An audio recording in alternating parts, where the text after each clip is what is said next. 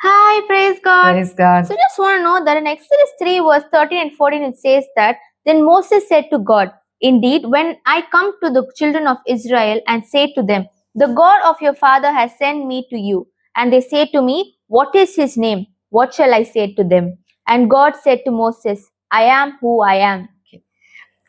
இதுல மோசஸ் ஆண்டவர்கிட்ட போய் கேட்கிறாராம், என்னுடைய ஜனங்களெல்லாம் வழி நடத்துறேன்ல, அவங்க எல்லாம் கேட்குறாங்க, உங்களுடைய பேர் என்னன்னு கேட்குறாங்க. வாட் கேன் ஐ சே, நான் அவங்களுக்கு என்ன சொல்லுவேன்ட்டு மோசஸ் ஆண்டவரை பார்த்து கேட்குறான்.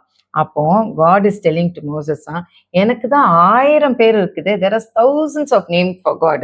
Elohim, El Shaddai, Jehovah Shalom, Jehovah Nissi and Jehovah Mekaddesh, so many names is God. அப்ப இந்த நேம்லாம் என்ன நேம்னு போய் சொல்லுவேன், எனக்கு 1000 நாமம் இருக்கனால. tell them I am that I am.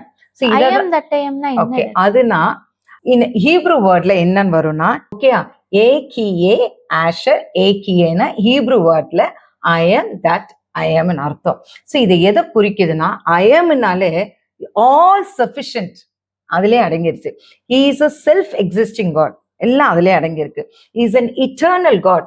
So இதுக்கு ஒரு அர்த்தமே, இதுக்கு ஒரு மீனிங் எடுத்து முடியல, ஏன்னா எல்லாமே உள்ள அடங்கியிருக்கு. ஒரு சர்வ வல்ல தேவன், is a sufficient God, is an eternal God, an existing God. So இதுக்கு நாமமே I am that I am. இதை தான் ஆண்டவர் மோசஸ்க்கு இந்த ஒரு நாமத்தை போய் சொல்லிட்டு. Got it? Yeah. Thank you.